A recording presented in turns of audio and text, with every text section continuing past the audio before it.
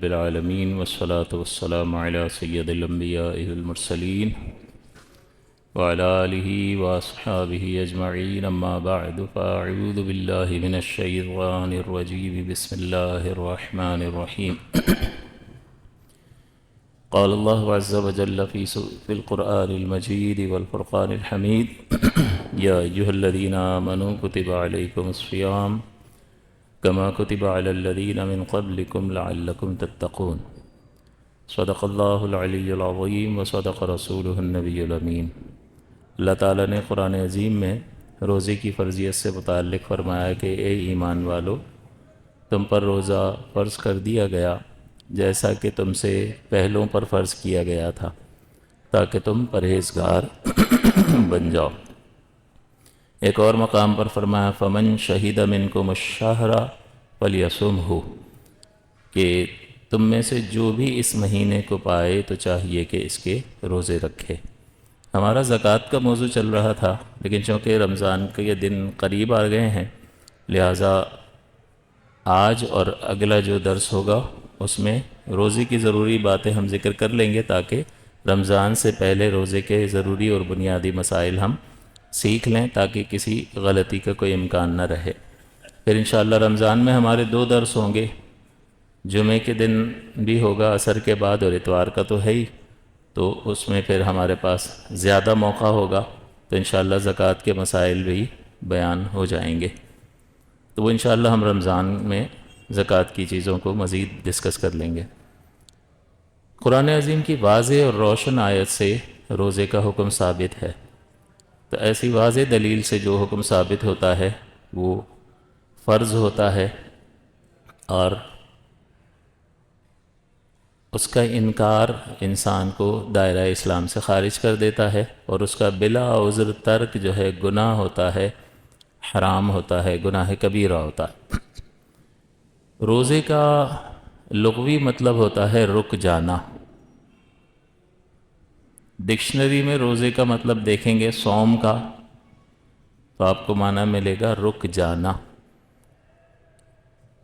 اور شریعت میں روزہ جو ہے وہ چند چیزوں کا مجموعہ ہے کہ کھانے پینے اور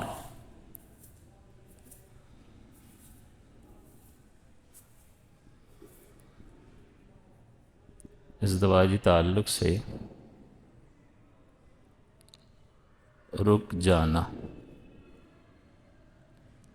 مخصوص وقت ہے صبح صادق سے غروب آفتاب تک۔ تیسری چیز ہے عبادت کی نیت کے ساتھ، یہ بنے گا روزے کی تعریف۔ کھانے پینے اور ازدواجی تعلق سے صبح صادق سے لے کر غروب آفتاب تک عبادت کی نیت سے رک جانا روزہ کہلاتا ہے۔ یعنی ان 3 کاموں سے ایک خاص وقت میں عبادت کی نیت سے خود کو روک لینا، یہ روزہ کہلاتا ہے۔ تو اب ایک شخص جو ہے صبح صادق سے لے کر غروب آفتاب تک اتنا مصروف رہا کہ کھانے پینے کا ہوش ہی نہیں رہا اور پورا ٹائم نکل گیا، کیا یہ روزہ ہے؟ آپ کہیں گے ہاں 3 کاموں سے تو بچ گیا اور اس پورے وقت میں رکا رہا، لیکن نیت کہاں ہے؟ روزے کی نیت تو نہیں ہے، مصروفیت کی وجہ سے اس کو موقع ہی نہیں ملا، تو یہ روزہ نہیں کہلایا گیا، یہ تو ایک روٹین ورک ہے۔ تو عادت کو عبادت جو ہے یہ نیت عبادت بناتی ہے، ورنہ یہ بھی کیا ہے؟ ایک ایکسرسائز ہے، لیکن اس کو عبادت کون سی چیز بناتی ہے؟ نیت۔ تو نیت جو ہے ہماری عادت کو عبادت میں تبدیل کر دیتی ہے۔ تو یہ آپ نے یاد رکھنا ہے کہ ان 3 کاموں سے ایک خاص وقت میں عبادت کی نیت سے خود کو روک لینا، یہ روزہ کہلاتا ہے۔ پھر روزے مختلف طریقوں کے ہیں، یہ رکھنے والے ہیں اور یہ 2 جو ہیں وہ منع ہے۔ فرض جیسے رمضان کا روزہ، اس کو اس کی دو قسمیں ہوتی ہیں، ایک معین ہوتا ہے، غیر معین ہوتا ہے۔ معین، فرض معین وہ روزہ ہوتا ہے جو ہر ایک پر لازم ہوتا ہے، اور یہ کون سا ہے؟ رمضان کا روزہ، جو ہر عاقل بالغ پر لازم ہو، وہ فرض معین کہلاتا ہے۔ اور اس کے علاوہ جو روزہ فرض ہوتا ہے، جیسے قضا، کسی نے روزہ نہیں رکھا، وہ قضا کرے گا یا نہیں؟ تو وہ کیا ہے؟ رمضان کا روزہ قضا کیا ہے تو فرض ہے، لیکن یہ تو اس ہی شخص پر ہے نا جس نے روزہ چھوڑا تھا، تو یہ غیر معین ہے۔ اسی طرح کفارے کے روزے ہوتے ہیں، تو جس پر کفارہ لازم ہوگا اس پر فرض ہوگا، تو یہ غیر معین کہلاتا ہے۔ واجب روزہ یہ کون سا ہوتا ہے؟ یہ وہ روزہ ہوتا ہے کہ جسے ہم خود اپنے اوپر لازم کر لیتے ہیں منت مان کر۔ اگر میں کہوں کہ اللہ کے لیے مجھ پر 2 روزے ہیں، تو یہ کہنے سے مجھ پر 2 روزے واجب ہو جائیں گے، شریعت نے نہیں کیے تھے، میں نے خود اپنے اوپر لازم کر لیے۔ پھر یہ بھی 2 قسموں میں تقسیم ہو جاتا ہے، معین اور غیر معین۔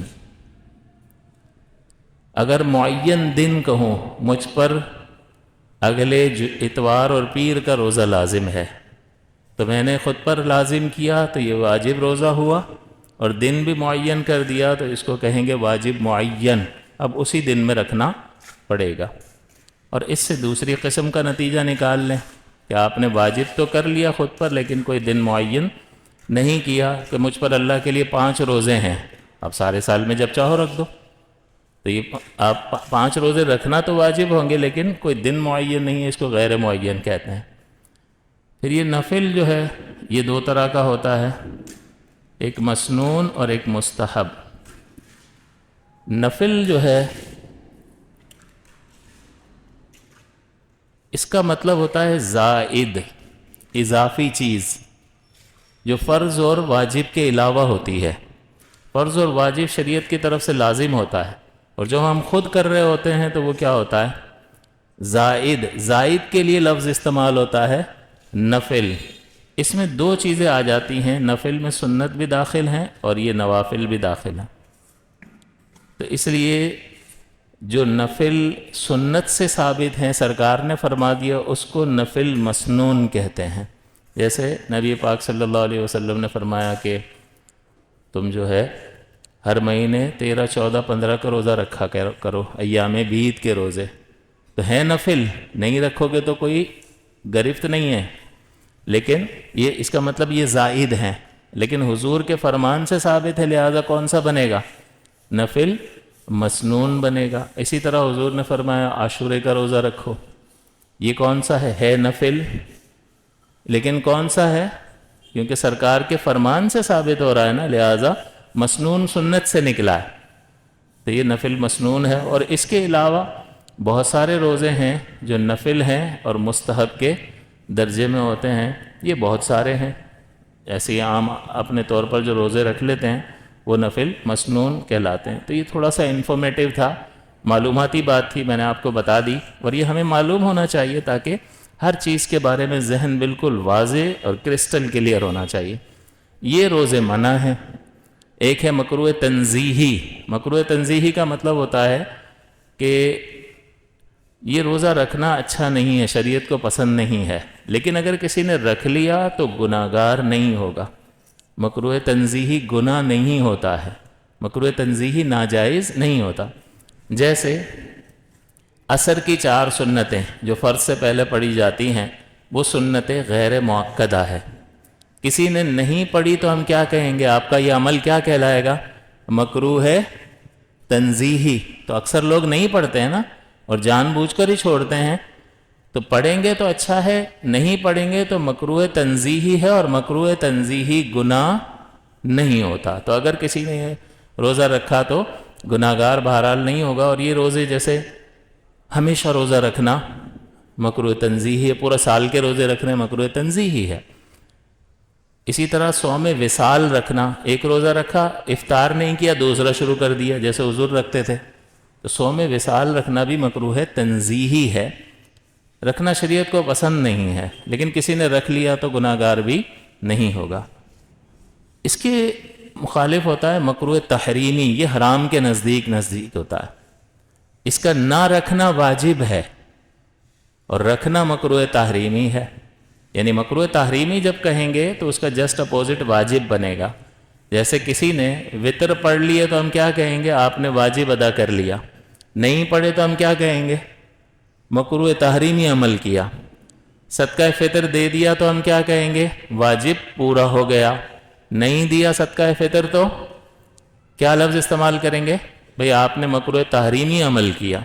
قربانی کر لی تو ہم کہیں گے واجب ادا ہو گیا، نہیں کیا تو مکروہ تحریمی عمل کیا۔ تو جو چیزیں واجب ہوتی ہیں ان کا ترک مکروہ تحریمی کہلاتا ہے۔ تو نہ رکھنا واجب ہے۔ 5 روزے ہیں، ایک عید الفطر کا، یہ ایک روزہ، اور 4 روزے جو ہیں بقرہ عید والے، 3 قربانی کے دن، 10، 11 اور 12 یہ قربانی کے دن ہیں، اور 13 بھی اس میں شامل کریں گے۔ یہ تو قربانی کے دن ہیں اور 13 کو بھی اس میں شامل کریں گے، اور یہ 4 دن بنتے ہیں۔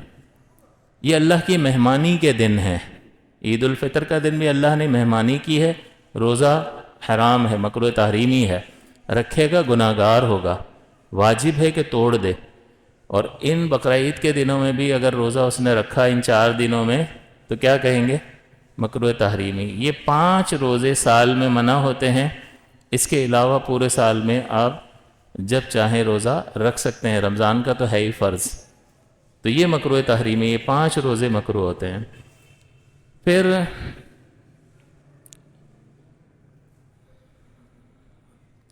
روزہ کس پر واجب ہے؟ بس یہ 1-2 چیزیں بیان کر کے ختم کرتے ہیں۔ عاقل، بالغ، تندرست، مقیم، اس پر واجب ہے۔ عاقل، بالغ، تندرست، مقیم، مسلمان۔ تو ایک لائن یاد کر لیں گے تو یہ ساری شرائط آپ کو یاد ہو گئی۔ عاقل، بالغ، تندرست، مقیم، مسلمان۔ عاقل، بالغ، تندرست، مقیم، مسلمان پر روزہ فرض ہے۔ جب عاقل کہا تو پاگل، مجنون نکل گیا، اس پر نہیں ہے۔ جب بالغ کہا تو نابالغ نکل گیا۔ جب تندرست کہا تو کون نکل جائے گا؟ بیمار خارج ہو گیا۔ بیماری اتنی کہ اس کی وجہ سے روزہ اس کے لیے مشکل ہو جائے اور بیماری کو بڑھا دے، ایسی بیماری ہے، نہیں ہلکا پھلکا سر درد ہو گیا اور میں بیماروں میں نہیں رکھ رہا، یہ نہیں، ہلکی پھلکی بیماری کا اعتبار نہیں ہوگا۔ تندرست، مقیم ہونا، تو اس کا مطلب مسافر نکل گیا۔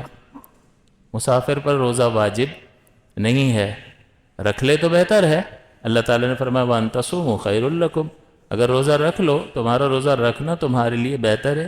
إِن كُنتُمْ تَعْلَمُونَ، اگر تم جانو کہ آسانی ہے، ابھی ماحول بنا ہوا ہے، ابھی رکھ لو گے تو ہو جائے گا، پھر بعد میں سب کھا رہے ہوں گے اور یہ رکھے گا تو ذرا مشقت ہے، ایک ماحول، انوائرمنٹ۔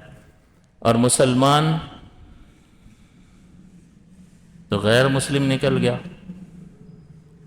تو یہ شرائط جو ہیں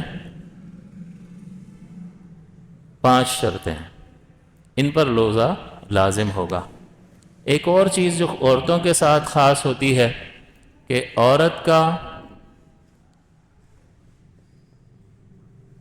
حیض و نفاس سے خالی ہونا، یہ بھی شرط ہے۔ اس کا مطلب اس حالت میں عورت پر روزہ لازم نہیں ہے، رکھے گی تب بھی ہوگا ہی نہیں، اور وہ دوسرے دنوں میں ان روزوں کی قضا کرے گی۔ اس سے خیال آتا ہے کہ جس پر غسل واجب ہوگا اس کا روزہ صحیح ہو جائے گا یا نہیں؟ اس کا بالکل صحیح ہو جائے گا۔ اس کا مطلب یہ ہوا کہ مثال کے طور پر اگر کوئی رات میں غسل واجب ہوا اس پر اور آنکھ دیر سے کھلی کہ سحری کا تھوڑا سا ٹائم ہے، اب غسل کرنے جائے گا تو سحری نہیں کر سکے گا، تو یہ سحری کر لے اور اسی حالت میں روزہ شروع کر لے۔ بالکل روزہ شروع کرنے کے لیے حالت جنابت سے پاک ہونا لازم اور ضروری نہیں ہے، بس وہ اتنا کرے کہ 2 فرض جو غسل کے ہیں وہ ادا کر لے، کلی اچھی طرح سے کر لے، غرغرہ وغیرہ، اور ناک میں پانی چڑھا لے، پھر آرام سے اپنی سحری کرے، اور پھر اذان کے بعد آرام سے غسل کر کے اپنی نماز ادا کرے، کیونکہ اس حالت میں روزہ شروع کرنے میں کوئی مسئلہ نہیں ہے۔ یہ مسئلہ جان لے گا بندہ، ورنہ پتہ چلا کہ بھئی وہ اس وقت وہ سحری چھوڑ کے اور اپنے آپ کو مشقت میں مبتلا کر لیا، حالانکہ شریعت مطالبہ نہیں کرتی تھی۔ تو اس لیے سیکھنا عافیت کا راستہ ہے۔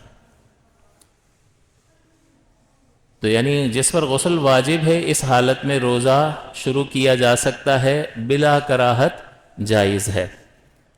یہاں جب بس آخری بات کر کے ختم کرتے ہیں، جب نابالغ کہا تو نابالغ کے سلسلے میں شرعی رہنمائی یہ ہے کہ جس طرح نبی اکرم صلی اللہ علیہ وسلم نے فرمایا کہ مروا صبیانکم بالصلاۃ وہم 7 سنین، کہ اپنے بچوں کو نماز کا حکم دو جب وہ 7 برس کے ہو جائیں۔ 8ویں سال کا پہلا دن ہوگا تو ماں باپ پر واجب ہوگا کہ کہیں کہ نماز پڑھو، اگر انہوں نے یہ کہہ دیا تو ان کا واجب پورا ہو گیا۔ جب 10 سال کا ہو جائے وَضْرِبُوهُمْ عَلَيْهَا وَهُمْ 10 سنین، اور ان کو مارو اس پر جب وہ 10 برس کے ہو جائیں۔ تو 10 برس کا مکمل ہو کہ 11ویں سال کا پہلا دن شروع ہوگا تو والدین پر سختی کرنا واجب ہوگا، اب حکم بھی دیں گے اور سختی بھی کریں گے۔ وَفَرِّقُوا بَيْنَهُمْ فِي الْمَضَاجِعِ، اور ان کے بستروں کو الگ کر دو، یعنی اطراف میں ماحول بھی پاکیزہ بناؤ، خود بھی عمل کر کے دکھاؤ، گھر کے اندر ایک مذہبی ماحول قائم کرو، اور پھر نیکی کی دعوت دو ان کو، اور پھر شدت کے ساتھ، کیونکہ آپ کا ماتحت ہے نا، تو آپ کو اس کو شدت کے ساتھ جو ہے سختی کے ساتھ کرانا پڑے گا۔ اسی پر فقہا نے قیاس کیا کہ نماز اہم ترین عبادت ہے اور روزہ اس سے کم ہے، لہٰذا روزے کے معاملے میں بھی یہی کیا جائے گا کہ اگر روزہ بچے کی صحت کے لیے نقصان کا باعث نہ ہو، وہ ہمت رکھتا ہو، رکھ سکتا ہو، تو پھر 8ویں سال میں اگر جب رمضان آئے گا تو والدین پر واجب ہوگا کہ وہ اس کو روزہ رکھنے کا حکم دیں۔ 10 برس کے بعد وہ 11ویں برس میں داخل ہو جائے گا اور روزہ اس کے لیے ضرر کا باعث نہیں ہوگا، تو والدین پر واجب ہوگا کہ وہ حکم بھی دیں گے اور سختی بھی کریں گے، تو یہ والدین کا واجب پورا ہو جائے گا۔ پھر اگر اس نے رکھ لیا بہت اچھی بات ہے، نہیں رکھا تو وہ گناہگار نہیں ہوگا اور ماں باپ بھی گناہگار نہیں ہوں گے، بس ان پر یہ تھا کہ کہنا ہے اور سختی کرنی ہے۔ پھر اگر اس نے نہیں رکھا تو نہ والدین گناہگار ہوں گے، اور چونکہ اس پر ابھی فرض نہیں ہوا ہے، یہ تو اس کو فرض کی ادائیگی کی طرف اس کا عادی بنانے کے لیے، لہذا وہ بھی گناہگار نہیں ہوا، کہ نابالغ تو گناہگار نہیں ہوتا۔ حضور نے خود فرمایا کہ 3 افراد ایسے ہیں جن سے قلم اٹھا لیا گیا، ہم تو جو کرتے ہیں لکھ دیتا ہے نا فرشتہ، 3 کا نہیں لکھتا، ایک سویا ہوا حتیٰ کہ جاگ جائے، ایک مجنون اور پاگل حتیٰ کہ وہ ٹھیک ہو جائے، اور ایک بچہ یہاں تک کہ وہ بالغ ہو جائے، تو ان کی کوئی بات لکھی نہیں جاتی ہے، تو یہ گناہگار نہیں ہوگا۔ اور اگر اس نے والدین کے کہنے پر روزہ رکھ بھی لیا اور پھر جان بوجھ کے بھی توڑ دیا تب بھی وہ گناہگار نہیں ہوگا، اور چونکہ اس پر یہ روزہ فرض تھا ہی نہیں، عادت ڈالنے کے لیے رکھوا رہے تھے، لہٰذا قضا کا بھی سوال ہی پیدا نہیں ہوتا ہے۔ تو اس سلسلے میں بعض اوقات والدین سے تھوڑی کوتاہی ہو جاتی ہے کہ شریعت نے کہا تھا تم مروا صبیانکم، مروا امر کرو، حکم دو، اور اس نے شریعت کے اس حکم پر عمل نہیں کیا، غافل ہوتے ہیں اور کہتے نہیں ہیں، بلکہ اور ابھاریں گے ابھی اس کی کہاں حالت ایسی ہے کہ کہاں رکھے گا روزہ، حالانکہ ہوتی ہے وہ رکھ سکتے ہیں، کوئی ایسا بڑا مسئلہ نہیں ہوتا، اور یہ صحت کے لیے اچھا ہی ہے۔ تو بہرحال بچوں کے سلسلے میں اس بات کا خیال رکھنا ضروری ہے۔